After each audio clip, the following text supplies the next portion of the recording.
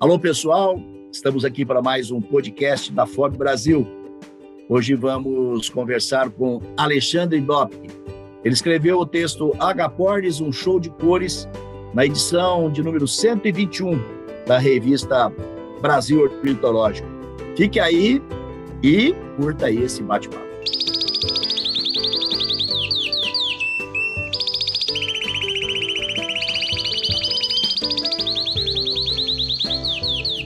Alexandre Dobke, criador de aves há mais de 35 anos, é apaixonado por psitacídeos e se especializou nos últimos 20 anos na criação de agapornis.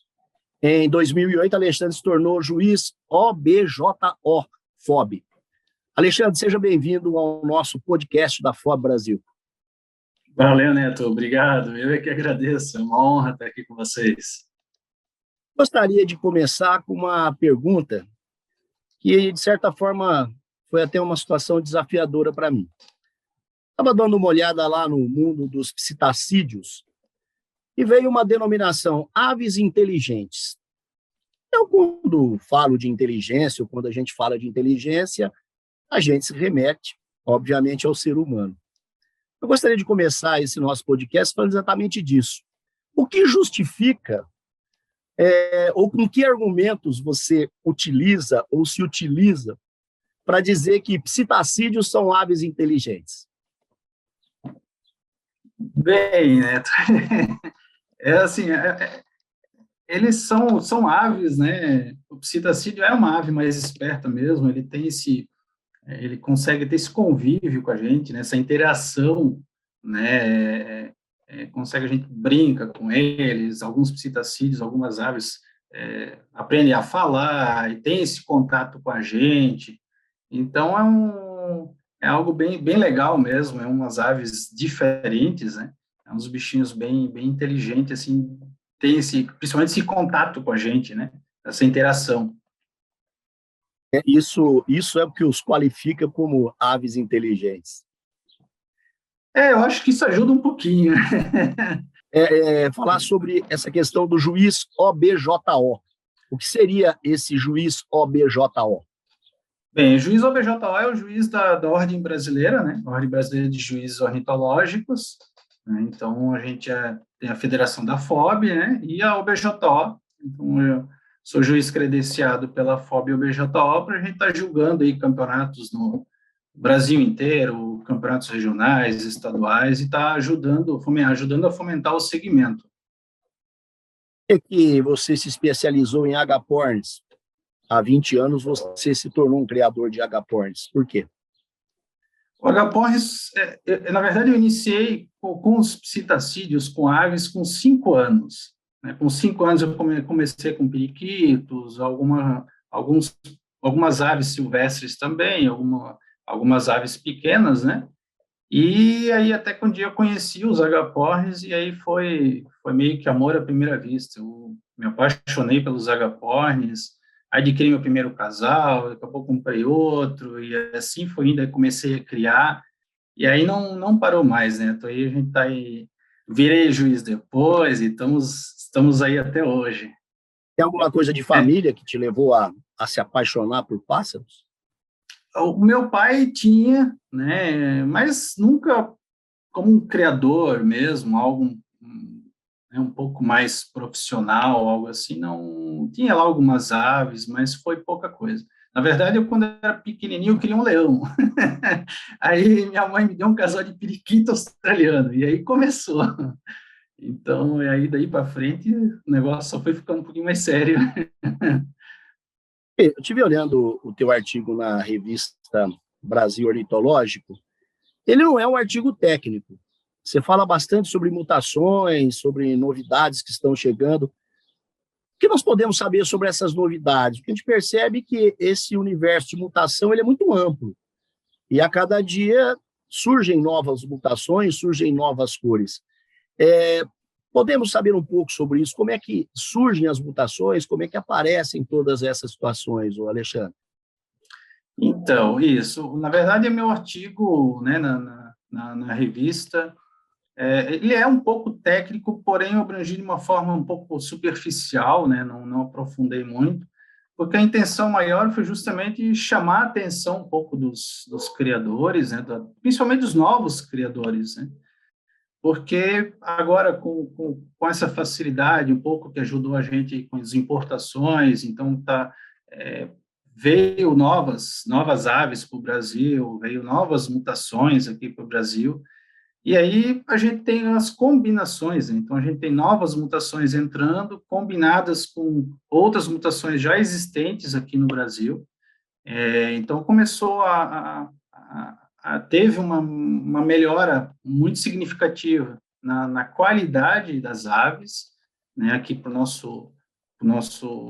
nosso plantel aqui nacional no Brasil, e também as combinações com essas mutações. Então por isso que eu ainda comentei ali um show de cores, né? Então a gente teve muitas combinações, muitas cores novas. Então a intenção até era puxar a atenção, né, do pessoal, né, dos criadores, né, para aproveitar isso aí, né? Um criador quer sempre isso, né? Algo diferente, algo novo, criar essas novas cores, ver lá desde filhotinho nascendo, começando a emplumar, ver como é que é como é que é o desenvolvimento dessas cores novas, né? Então, o criador é isso, né? A gente tá sempre em busca normalmente, do diferente um pouco, né? Traduzindo em miúdos, Alexandre, como é que acontece esse show de cores? Como é que nós conseguimos novas combinações, novas cores, novas mutações? Como é que isso ocorre nesse mundo da criação desse tipo de pássaro? A mutação, né, uma nova mutação, na verdade, ele é um erro genético, né, que ocorreu ali e saiu, por exemplo, a ave com alguma cor diferente ou algo assim. O criador, ele aproveita isso para desenvolver e conseguir e ver se consegue transmitir esse novo fenótipo, esse novo visual da ave para os descendentes. Então, se ele conseguir fazer isso, né, a gente passa a chamar esse, entre aspas, erro genético de mutação. E aí nós temos as combinações, né? Então, se você tem uma mutação X, você consegue fazer aves, né, com aquela mutação, acrescenta outras mutações, aí você vai fazendo combinações, né? Então, isso aí a gente tem um leque daí muito grande, são muitas cores, né, com essas combinações que é possíveis de a gente tá fazendo. Dá para fazer um trabalho bem legal. Como é que acontece isso, por exemplo, na hora de vocês, obviamente, cruzarem, na hora de fecundar, na hora de nascer? Qual que é o período que vocês têm para isso? Quantas vezes no ano vocês fazem isso? Como é que é esse trabalho que vocês fazem para conseguir atingir mutações, atingir cores, atingir variações? Na verdade, o nosso trabalho, né, normalmente é para fazer essas combinações, né, e não desenvolver uma nova mutação. As novas mutações não é algo bem difícil de se conseguir, né, chegar lá, de se conseguir fazer. E aí, o Agapornis, ele é um psitacídeo que ele cria durante o ano inteiro, né, ele não tem uma pausa, né, diferente, por exemplo, das nossas aves silvestres que tem um período para a reprodução, né? O Agapornis, ele cria durante o ano inteiro. Então, o criador é que normalmente faz a pausa, né, de 3, 4 meses ali para dar um descanso para os casais, de acordo com muitas vezes férias, né? Aproveita ali e aí o próprio criador vai montando os casais, deixa criar aí durante o ano e vai se adaptando a esses acasalamentos. Isso acontece de forma tranquila ou existe rejeições, por exemplo, no acasalamento? Todo acasalamento ele progride até o nascimento de novos pássaros, ou pode ter rejeição da fêmea, rejeição do macho? Como é que acontece isso? Não, rejeição, o agapornis é uma ave bem tranquila quanto isso, ele cria muito bem, tá? Então, rejeição, os casais rejeitarem um filhote ou algo assim, não acontece não. O que acontece um pouco é que o agapornis, ele é uma ave que né, o nome já diz, né, o agapornis ou lovebirds, que é o pássaro do amor. Então, normalmente, quando ele acasala e forma um casal, para você depois abrir e querer acasalar por exemplo, pegar o macho de um casal e querer acasalar com outra fêmea, às vezes a fêmea morreu, precisa botar com outra fêmea, então esse que é o trabalho, muitas vezes se o criador não tiver um pouco de experiência, aí acontece de ocorrer briga entre o casal até que eles se acasalem, muitas vezes não acasalam, então às vezes a gente quer fazer determinado casal justamente para buscar determinada cor né, dos filhotes, algo assim, e às vezes não vai não, né? Às vezes não funciona. Então, esse que é o trabalho, né? E nesses casos a gente tem que tentar trocar de novo, às vezes dar um passo para trás para dar dois para frente depois, e assim vai, né? Que é a média de ovos para cada acasalamento? O agapós, em média, de 4 a 6 ovos. Essa é a média. É possível nos filhotes perceber as tonalidades, perceber as cores? Você já consegue enxergar uma possibilidade de êxito naquele projeto de conseguir atingir o objetivo? Não, logo no nascimento, normalmente é possível identificar só se ele é de fundo amarelo, que seria a linha dos verdes, né, porque a penugem do filhote nasce amarela, ou linha azul, né, a linha branca, porque a penugem nasce branca. Então, a gente consegue só identificar a cor de fundo da ave, tá? Mas se ele vai ter determinada cor ou algo assim, não é possível identificar logo no nascimento. Isso só depois, quando começa a aparecer as penas mesmo, né? E daí ele já começa a mostrar a cor, daí é possível. Antes disso, não. É Aí o país mais fica, forte, né? aí a gente Pode sempre ir. fica naquela agonia, né? Esperando crescer, às vezes olha ali todo Exatamente. dia, E qual que é esse período, esperando. Alexandre, entre o nascimento até vocês conseguirem perceber exatamente qual é a cor, qual é o desenho das Ali penas? normalmente ali com 20 dias, 15 a 20 dias é que começa a mostrar as penas, né? Então, dependendo da cor, dependendo da mutação ali, é possível já começar a identificar com essa idade. Senão depois, ali com uns 30, 35 dias, aí já começa a estar mais empomado, né, a ave, aí fica mais fácil para a gente identificar, para ver se teve êxito, né, tanto na cor como na qualidade, né, que é o que a gente sempre corre atrás também para fazer aquela ave mais perfeita possível, né. Tudo é absolutamente genético ou existe alguma coisa artificial, alguma coisa que pode ser incrementada para que se atinja o objetivo das cores? Não, é tudo genético, né, o nosso trabalho é apenas dar sempre as melhores condições possíveis para a ave reproduzir, né? Desde alimentação, local, ninhos. A gente tem que sempre oferecer a melhor forma possível para que a ave se reproduza. E aí é torcer mesmo, aí é só genética mesmo, não tem muito o que fazer, não. É interessante porque esse mundo de pet, ele evoluiu muito, né? Desde os tempos em que nós tínhamos os tradicionais cachorros, agora nós temos os praticamente filhos, não só cachorros, Exatamente. como gatos, como pássaros e outras coisas mais. Nesse universo de vocês também, a tecnologia chegou para melhorar a alimentação, para melhorar uma série de coisas? Sim, sim, principalmente informação, né? Então, tecnologia e tudo mais melhorou bastante para a alimentação. Hoje nós temos comidas extrusadas de muito boa qualidade, farinhadas, tudo isso com certeza, né? Isso ajudou muito a vida do criador, sim. Ajuda na longevidade do pássaro, na imunidade dele, naquilo que ele pode durar, né, para poder, inclusive, continuar Isso, seu trabalho de acasalamento, tudo isso. exatamente, exatamente. Qual é o tempo que vive no agapornis? O Agapós, a média é em torno de 10 a 12 anos. Tá? Essa é a média do Agapós. Período reprodutivo, aí a gente normalmente, uma ave, quando bem cuidada, aí até uns 7, dependendo da ave, às vezes 8 anos reproduzindo. Uma ave cuja característica principal, é claro, que é a beleza. Mas e a parte de canto? Eles também têm esse lado de cantar? Nós Não, temos, claro, criadores que trabalham aves de canto e outros trabalham aves de cores, mas eles não cantam, assim, ou emitem sons, etc. e tal. Os Não, psitacídeos chegam até a imitar algumas coisas, né? isso, porque o psitacídeo em geral, né, as aves um pouco maiores, né, pegar ali papagaio, às vezes arara, o próprio roselas, outros psitacídeos maiores, eles são até um pouquinho mais inteligentes, né? Então, algumas aves falam, né? Algumas aves aprendem novos sons.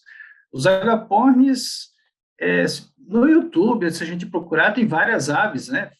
Até falando, repetindo palavras, tá, né? Mas eu particularmente nunca vi nenhum agapornis falar palavras, né, nítidas, mas eu também nunca treinei nenhum, né, então precisaria pegar uma ave dessa e fazer apenas isso, né.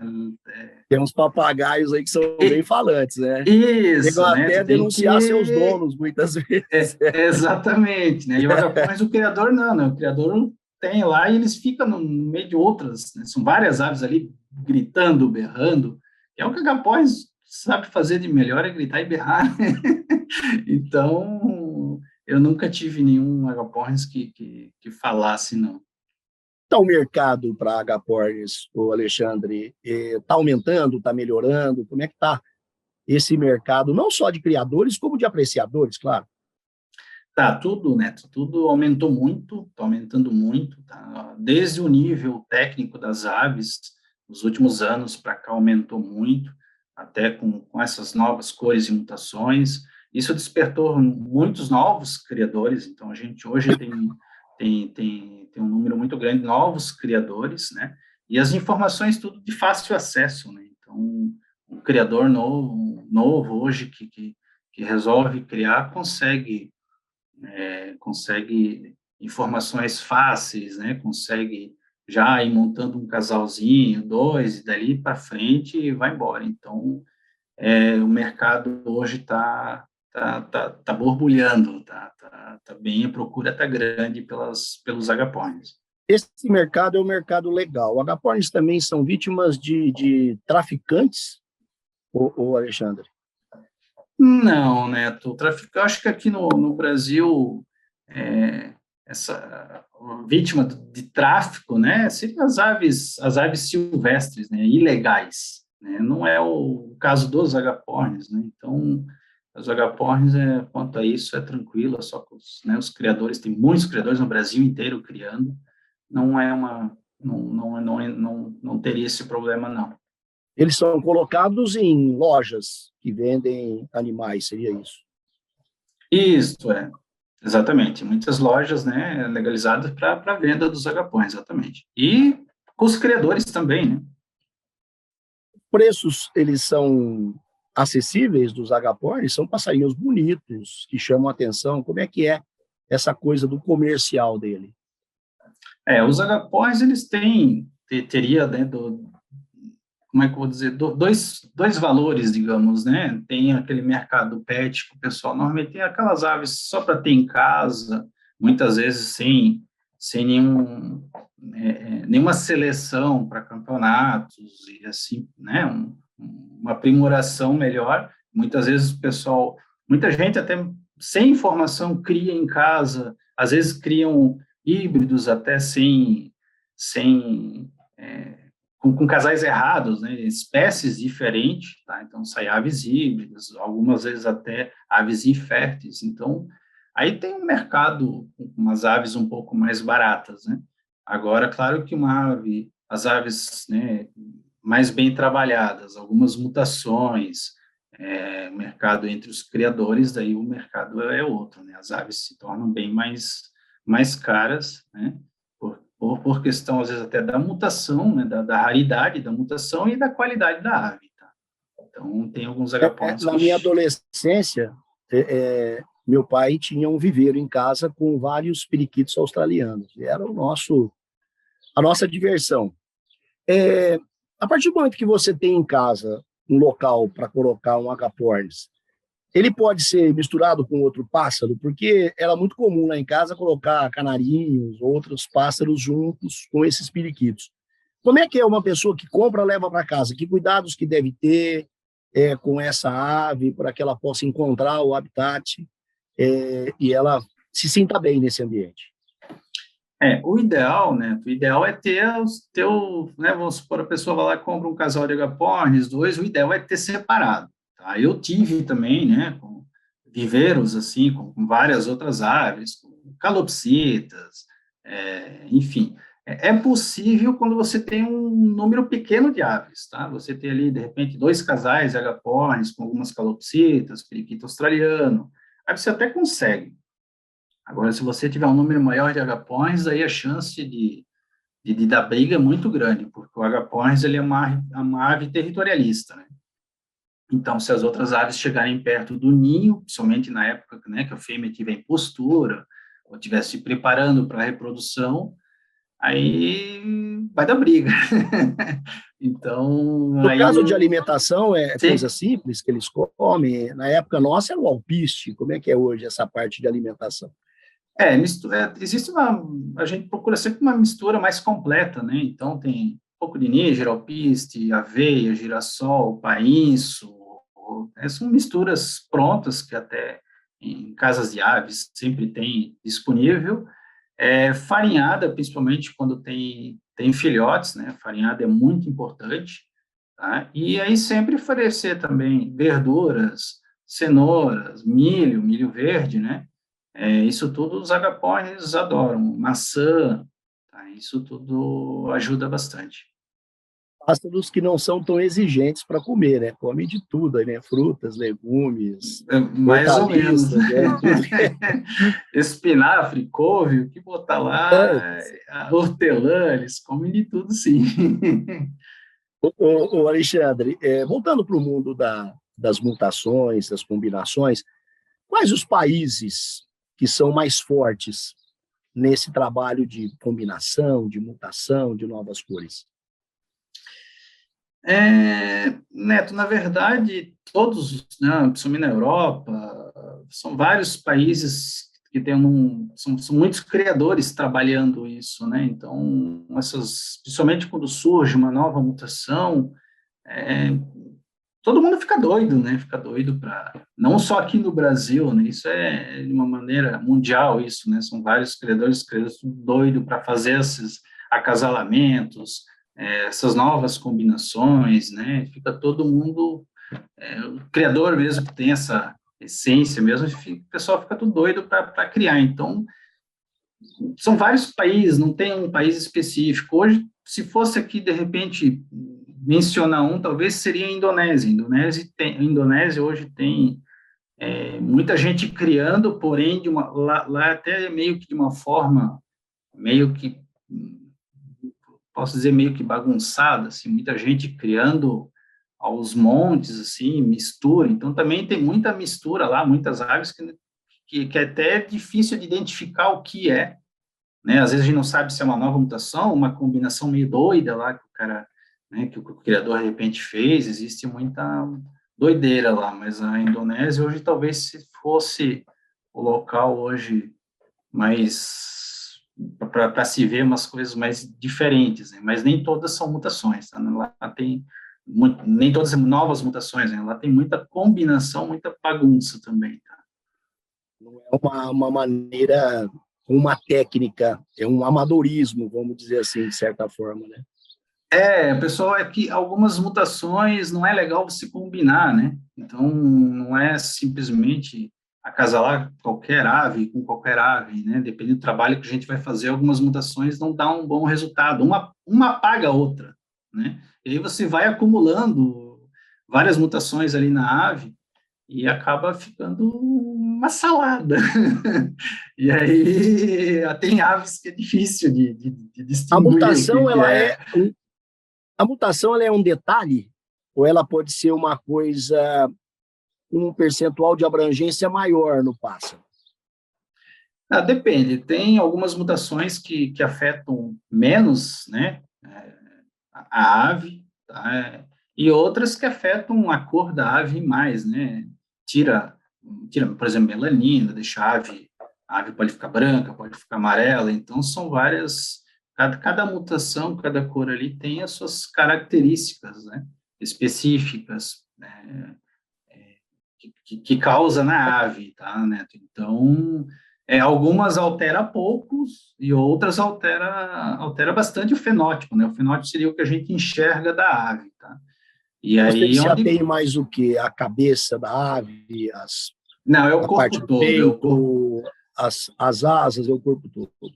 é o corpo todo, é o conjunto, né? É o conjunto. Desde para a gente julgar, para tudo, é sempre analisado a ave toda, né? Todo o conjunto da ave. Tá? Tem mutações que vai alterar só, por exemplo, a cor das penas. Nós temos mutações que alteram a cor do pé, a cor das unhas. Então, toda ave pode ser alterada. É a ave que consegue uma pontuação maior, o que ela precisa ter para você, com o olhar que você tem clínico, de juízo, o que ela precisa ter para te convencer, para te dar uma nota máxima, por exemplo. Não sei se existe a nota máxima, se você já deu uma nota máxima. Assim, o julgamento, né, o julgamento de uma ave, toda ave, toda espécie de psitacídeo e toda cor tem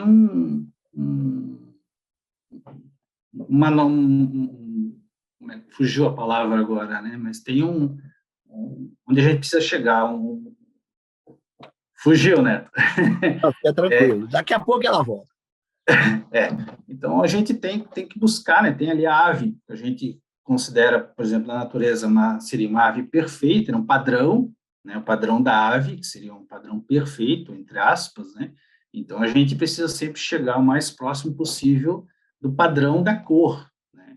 E ali o juiz analisa, desde os pés, as unhas, o corpo, a tonalidade da mutação, desde a cabeça, rabo, é analisado a ave 100%, né? É analisado o bico, né, a postura da ave, o tamanho da ave. Então, por exemplo, num julgamento, a gente analisa 100% da ave, tá? Ela vem acompanhada de Pra... algum histórico? A ave, ela tem um histórico, ela tem lá um currículo, vamos dizer assim, quando ela chega, ou é só a ave que vocês analisam? Não, a ave ela vai para o julgamento sem identificação, a gente não sabe quem é o criador, o juiz não tem identificação nenhuma ali. Se a ave já participou de outros campeonatos ou não, a gente não tem essa identificação, não. Então, não existe esse histórico, né? E aí as aves, no campeonato, a gente sempre posiciona elas por cores, né, de primeiro a 10º colocado, né, do primeiro ao 10º, e aí as aves também recebem uma pontuação de qualidade, né, essa pontuação, até alguns anos atrás, era limitada em 93 pontos, né, por exemplo, uma pontuação considerada perfeita seria 100 pontos, né, seria a pontuação teórica que a gente chama. Porém, é aceitável hoje, né, a pontuação máxima para uma ave que a gente considera para chegar mais perfeito possível, em torno de 95 pontos hoje, que seria a pontuação teórica. Então, a pontuação anos atrás era 93 pontos, agora subiu para 95 pontos. Então, aí o juiz, né, quando uma ave é Isso muito... Quando a ave é isso é comum muito... acontecer, uma pontuação máxima num campeonato, por exemplo? Não, a pontuação acima de 93 pontos são poucas aves. Ainda é sempre aquelas aves realmente que se destacam muito. Tá? Então, eu julguei até agora, em novembro do ano passado, eu julguei o campeonato lá em Chapecó, tivemos algumas aves com 94 pontos, né, que atingiu já acima de 93 pontos, mas uma ave aí com 92 pontos, 93, 94, já são aves maravilhosas, tá? Já são aves muito boas. Qualquer pessoa pode se arriscar nessas combinações para gerar novas cores? Ou existe dificuldades para que isso ocorra? A gente falou da Indonésia, sobre essa coisa do cruzamento aleatório, em quantidade, aquela coisa toda. Para se arriscar nessas combinações, para gerar novas cores, o que é preciso o criador ter? Ou o que é preciso aquela pessoa que quer atingir esse objetivo que ela precisa ter? Né, eu digo assim, aquele criador que está iniciando, ele vai começar, ele vai iniciar com alguns casais, né, o ideal é procurar algum criador já experiente, para esse criador já fornecer o casal pronto, o casal bem acasalado já, né? E o próprio criador já vai passar o casal, já vai dizer, ó, nesse casal se vai criar aves nessa cor, assim, assim, dá para calcular a porcentagem de cada cor que vai nascer. Então, quem está iniciando já consegue ter uma base melhor nisso, né? Agora, simplesmente iniciar pegando aves aqui e ali, acasalando em casa e tal, com certeza o criador vai acabar fazendo alguns acasalamentos que não vai dar um resultado legal, tá? Vai dar aves, às vezes uma mutação encobre a outra, paga, e resulta em aves que, por exemplo, para campeonatos não servem, né? Porque apaga a cor da ave. Então, o ideal sempre, principalmente para quem está iniciando, não tem essa experiência ainda, está sempre procurando o apoio de criadores mais experientes, tá? Vocês se conversam entre si, vocês trocam informações por mídias sociais, por contatos presenciais, para chegar a algumas conclusões sobre novas cores, sobre possibilidade de mutações e tudo mais. Como é que é esse relacionamento Sim, entre vocês? sim, sim. Isso hoje na verdade, WhatsApp, Facebook, toda a tecnologia que a gente tem hoje facilitou bastante, né? Facilitou muito. Então, hoje surge algo novo, algo diferente, rapidinho, tá lá na Europa, já está fora. Então, a gente tem essa facilidade hoje, né? Então, isso sempre tem essa troca de informação constante, né? Todo dia. Então, isso ajudou muito, né? Tem núcleos de criadores ou outras coisas que existe muita ciumeira, existe muita vaidade, pessoas que às vezes escondem informações para atingirem determinadas situações. É um mercado leal, é um mercado entre vocês de transparência, isso, ou ainda existe algumas coisinhas que acabam levando para essa questão do ciúme, da vaidade, do esconder informações. Não, existe, né? Ainda existe isso sim. Um pouco faz parte do jogo, né? Porque, como tu disse, alguns criadores, como é que é? Ajudam, mas não dá o pulo do gato, né? Então, tem muito Exatamente. que acontece, tá? Alguns, né? Um criador ou outro, aí às vezes esconde uma informaçãozinha ou outra, não, ciúmes, é que é difícil, né? É difícil, querendo ou não, se destacar, e quem está lá em cima também não quer perder, né? Então, mas faz parte do jogo, né? Faz parte da brincadeira, tudo é Todo mundo assim, quer né? sempre ganhar, né? Ninguém Então isso aceita faz parte, um exatamente, cara isso faz novo que entra parte. numa situação, que esse cara aqui tá botando a cara, aquela coisa toda, né? Então, assim, meu conselho sempre, principalmente para quem está começando, sempre escolher bem, ir atrás realmente de criadores mais experientes ou juízes, né? Hoje temos aí, por exemplo, o WhatsApp, então é fácil de alguém entrar em contato comigo, é fácil mandar fotos, manda foto de aves, vídeos, pensando em adquirir esse casal, o que tu acha? Isso a gente está sempre aí disponível para ajudar todo mundo, ajudar a fomentar o, o segmento, né? Então, Você hoje o tem WhatsApp, por 35 exemplo, anos de criação de aves? 35 anos já. Quer dizer, então já Tô conviveu com com muita coisa aí, Já, eu tô com passou 40, por fazendo poucas e 42 boas já, aí. já cria, desde 5, 6 anos de idade criando aves. O, o Alexandre, e os personatas e os Fishers, né, que a gente também separou para falar sobre isso. É, é, são espécies que dão melhores respostas às mutações. Fala um pouquinho dessas espécies aí. Então, não, na verdade não é que eles dão, não é que dão a melhor resposta para a mutação, né? As mutações funcionam de maneira idêntica para todas as espécies de agapões e psitacídeos em geral, todas as aves, tá? O que acontece é que, por exemplo, hoje no Brasil, a espécie mais criada é os roseicólides, né? E agora, essas novas mutações, e que surgiram algumas mutações, por exemplo, o palino nos Fishers, é uma mutação linda, maravilhosa, que já existe no Rosae colis há vários anos, já tem aqui no Brasil há 10, 15 anos, pelo menos, acho que até mais. Então, são mutações novas que surgiram e vieram para os Fischers e Personatas, né? Então, onde começou a bombar agora o segmento, principalmente nessas duas espécies, né, que criam bem também, criam fácil, e esse novo, né, esse mundo novo. Então, isso que tá bombando um pouco mais aqui com a gente hoje é essas duas espécies.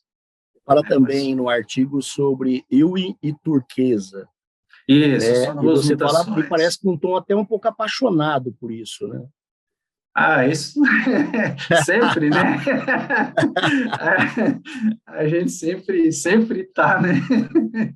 Então, exatamente. Então, tem os ewins e os turquesas, né? Que são duas mutações que vieram e deu um novo leque de cor. Temos os opalinos também, que já estão o Brasil inteiro, vários criadores já com os opalinos e combinando, né? Então, tem, por exemplo, uma mutação maravilhosa, o opalino ewin, né? Essa combinação dos dois resulta numa ave maravilhosa de cor. Opalino turquesa também, é possível até acrescentar as três cores, né? Opalino, turquesa e ewin, por exemplo, combinado. Então, tem muito trabalho, muita coisa nova, e às vezes a gente cria uma, né, e já todo mundo já posta em WhatsApp, posta nos grupos, né, ó, acho que é o primeiro na cor no Brasil, primeira combinada, né, primeira cor combinada no Brasil, e assim vai. Então, agora começou a ferver, né, os personatas e os fichas.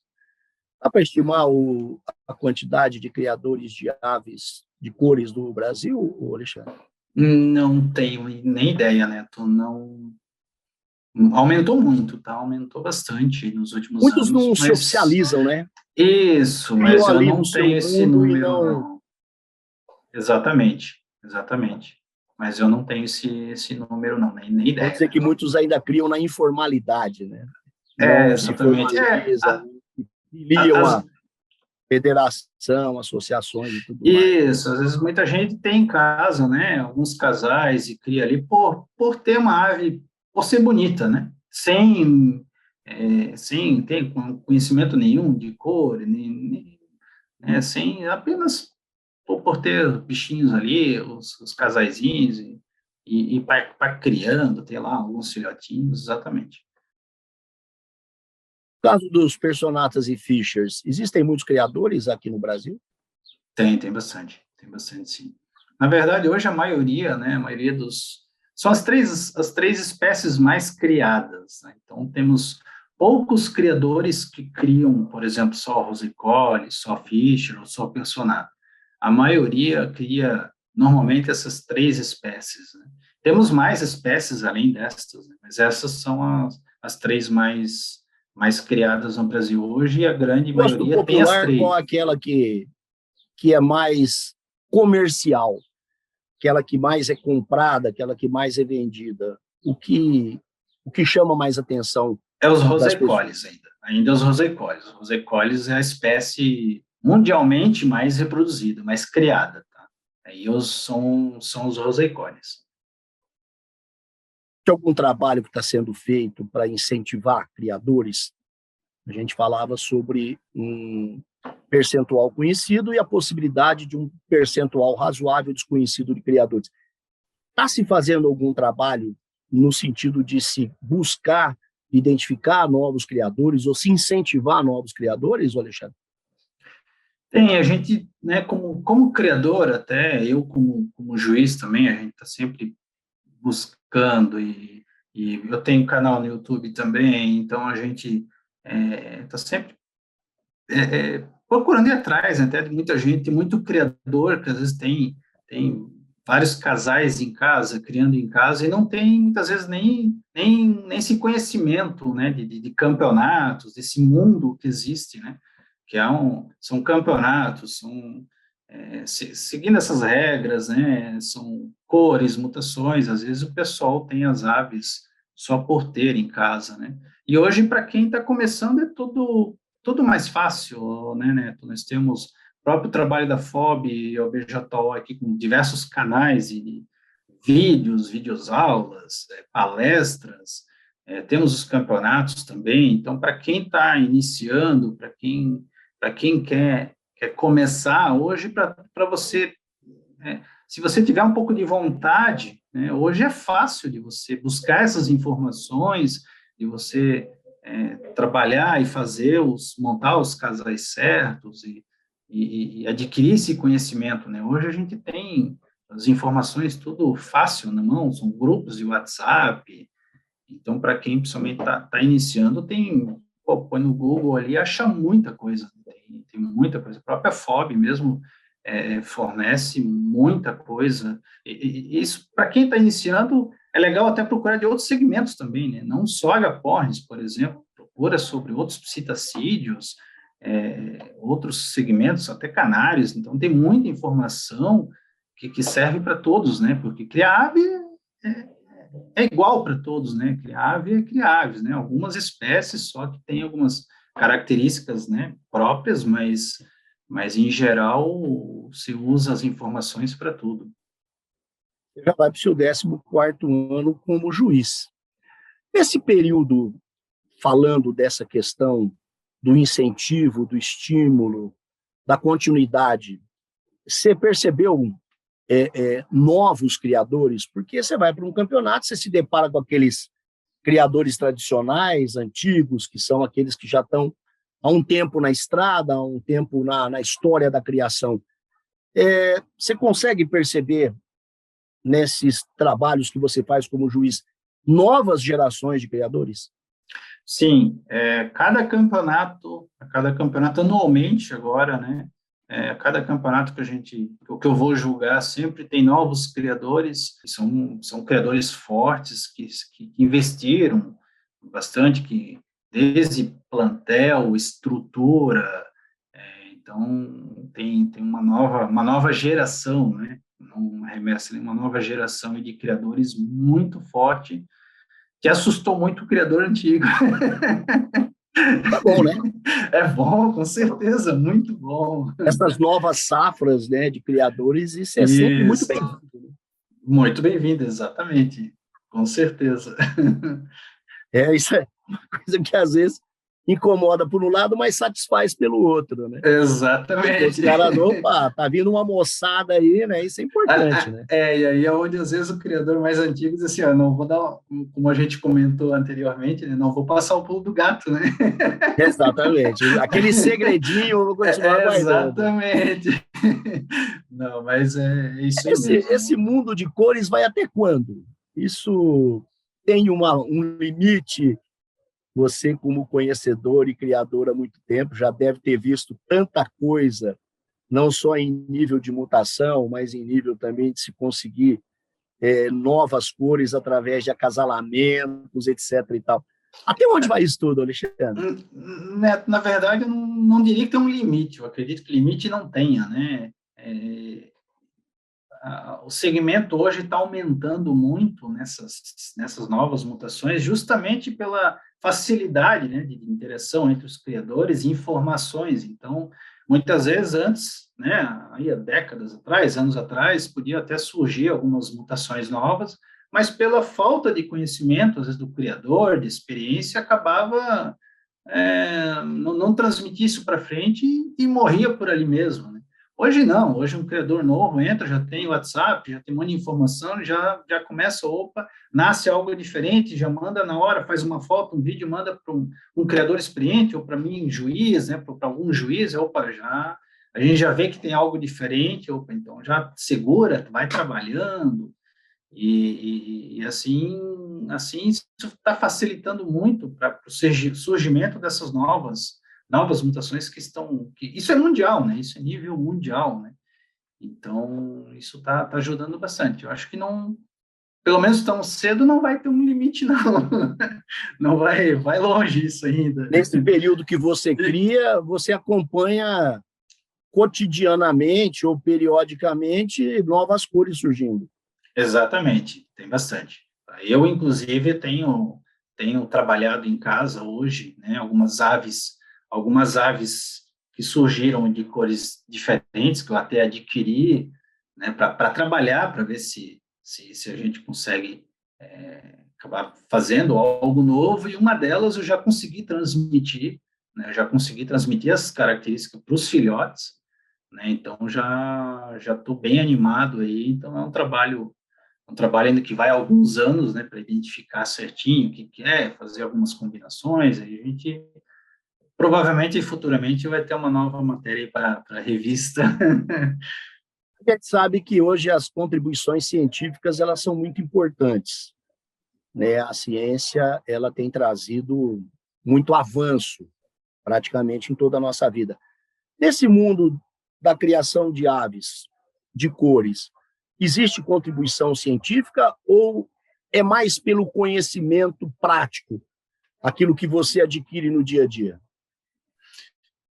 Eu acho que une um pouco de cada, mas acaba sendo mais o prático mesmo, né? Que o criador está ali todo dia criando, reproduzindo, acaba voltando mais a prática mesmo, né? O criador convive todo dia. A ciência contribui em nível de literatura, em algumas informações que vocês obtêm através de algumas fontes, como é que funciona isso? Tem bibliografia sobre isso, alguma coisa? Isso, e é o que eu comentei, onde temos até alguns criadores, algumas pessoas, né, alguns criadores que se aprofundam mais, né, e vão lá buscar o que aconteceu, enfim, para resultar nisso. Então, isso qualquer informação nova, qualquer coisa nova que acontece, para a gente que está mais interessado nisso, então essas informações é de fácil acesso para todos, né? A revista Então, ornitológica é um manancial de informações importantes, né? Através do exatamente, trabalho da FOB, né? exatamente. São artigos ali, se fala sobre muita coisa, né? Que, obviamente, traduz em conhecimento para aqueles que têm acesso, obviamente. Isso, exatamente, Neto. Isso aí.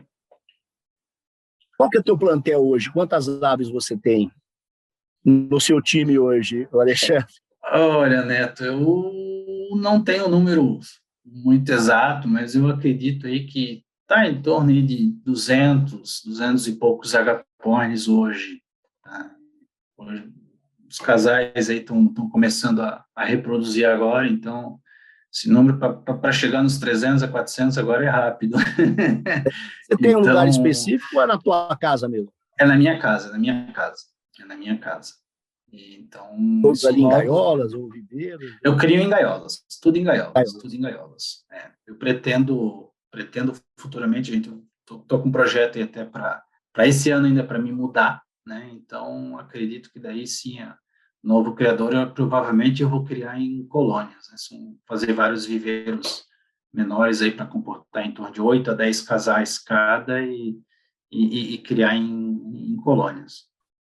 A gente vê aí zoológicos, né? E que acabam atraindo aí uma grande quantidade de pessoas. Existe trabalho nesse sentido de se ter viveiros públicos, vamos dizer assim, ou com algum tipo de acesso para que as pessoas possam conhecer as espécies, as cores e tudo mais, não só em nível de Brasil, não sei, mas fora do Brasil existe alguma coisa nesse sentido? Não, Neto, não.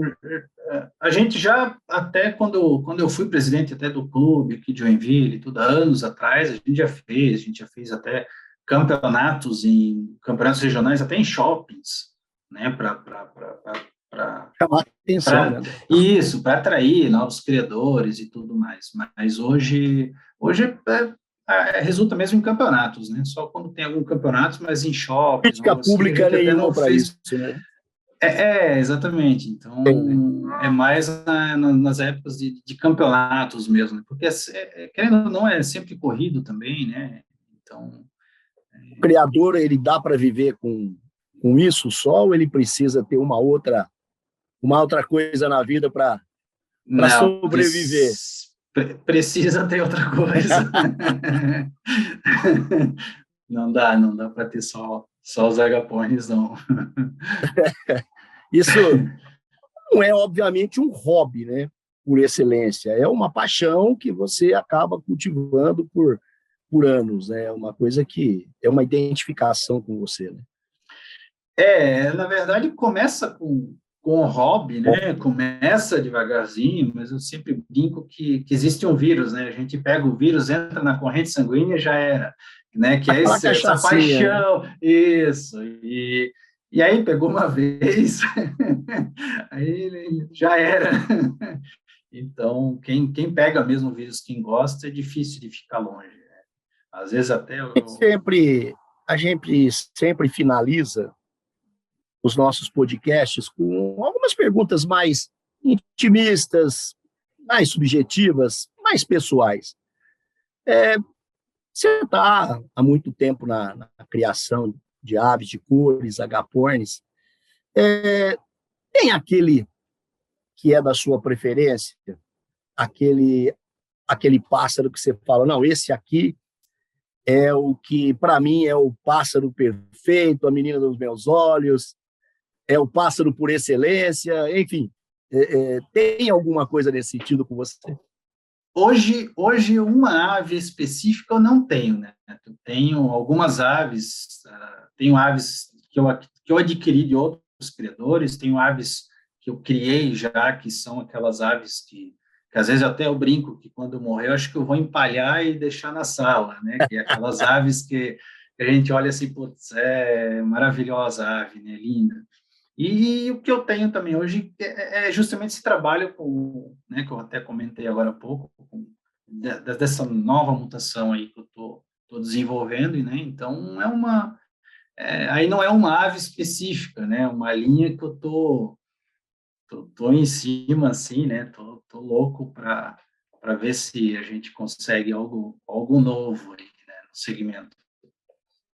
Tem aquela dor da perda quando morre uma ave, assim, Tem, que está tem um tem, período, tem com certeza tem aquela sim. sensação da perda Não, da. tem, não é porque a gente não tem uma ou duas e tem mais, tem 20, 50 ou 100 aves que não, a gente tem sim, tem sempre aquela dor da perda, a gente sempre tá preocupado com todas sim, com certeza. Aqueles da preferência, você dá nomes, não?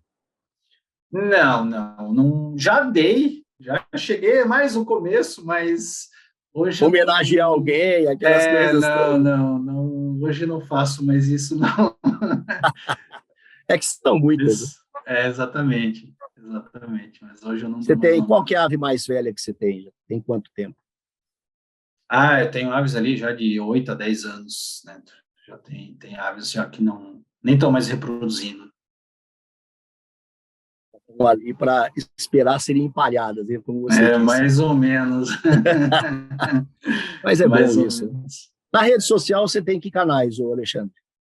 Eu tenho, né, o Instagram, Facebook, e tenho um canal que criei no YouTube, né, justamente para passar essas informações, né, é um canal novo que eu criei para estar auxiliando também, né, então estou postando alguns vídeos lá para ajudar os novos criadores e já passei muita informação também para os criadores já mais experientes, até preparação de aves para campeonato, então estou postando lá alguma coisa, um pouco de cada aí para todos, Percebe para um ajudar aumento no todo. número de seguidores?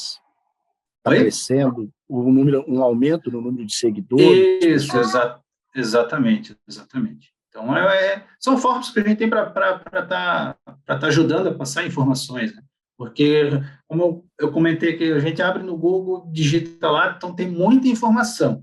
Mas, né, o criador, né, um novo criador também precisa cuidar, porque também tem muita informação errada ali também, né? Então, não dá para levar tudo ao pé da letra ali, o que a gente acha que tem, né, na internet. Tem muita Então, gente que acha que sabe e, na verdade, ainda não passa exatamente, às vezes, de um curioso, né? isso, às vezes não é nem por querer, né, às vezes o pessoal acaba passando alguma informação errada, somente Facebook, os grupos de Facebook, às vezes passa alguma coisa errada até por não ter o conhecimento melhor também, né, nada, E essa nada que... coisa da obsessão pela pelo aparecimento de cores e da possibilidade de mutações, também é uma coisa que tem que ser freada, né? Não pode também se criar aquela coisa obsessiva, não, vou conseguir a qualquer custo isso ou aquilo, né? Precisa se respeitar também a ave, né? Mas até porque também não, para criar uma nova mutação não é fácil, né? Não é assim, eu vou criar, não funciona assim, né? Então... Não depende da gente, né? Depende do espaço. Não depende nada da gente, né? Depende da genética mesmo e apenas as Alexandre, aves. foi muito legal ter você aqui no podcast da FOB Brasil. Quero agradecer aí a sua disponibilidade, seu bate-papo, seu grande número de informações. Muito legal esse nosso podcast com você, tá ok? Bom, Neto, eu que agradeço aí a você, a todos aí da FOB, do BJ, tudo muito obrigado pela oportunidade. Se você gostou desse bate-papo, curta, compartilhe, siga a FOB Brasil nas redes sociais, Instagram, Facebook, YouTube e agora também no Spotify. E deixe nos comentários qual tema você gostaria de ouvir por aqui. Até mais!